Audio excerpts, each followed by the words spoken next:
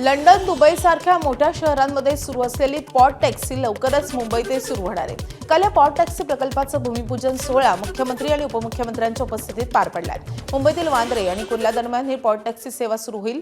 मुंबईच्या दाट लोकवस्ती असलेल्या या भागात 3.36 किलोमीटरच्या मार्गावर ही पॉड टॅक्सी धावेल। या मार्गावर एकूण 8 स्थानकं असतील। 2031 पर्यंत जवळपास 9 किलोमीटरपर्यंत या पॉड टॅक्सी सेवेचा विस्तार करण्याची योजना आहे।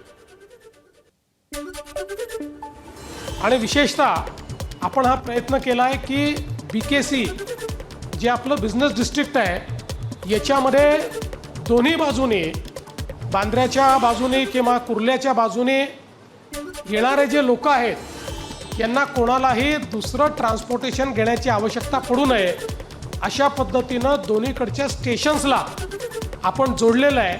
आणि त्या जोडण्यामुळे मला असं वाटतं की लोकांना खूप सुगमता होणार आहे आणि त्या पॉड टॅक्सीच्या माध्यमातून लास्ट माईल कनेक्टिव्हिटी असणार आहे। पॉड टॅक्सीमध्ये स्टेशन्स हे खूप जवळजवळ असल्यामुळे आपण बीकेसीमध्ये लोक त्या ठिकाणी त्या स्टेशनवर उतरू शकतील आणि पायी त्याच्यानंतर कुठलंही किंवा पब्लिक ट्रान्सपोर्टने आलेल्या म्हणजे मेट्रोने किंवा सबर्बन रेल्वेने लोकल ट्रेननी आलेल्या कुठल्याही व्यक्तीला त्यानंतर कुठलं दुसरं ट्रान्सपोर्टेशन वापरण्याची आवश्यकता पडणार नाही। त्याच्या गंतव्याच्या 100-150 मीटरमध्ये तो या पॉड टॅक्सीने पोचू शकेल।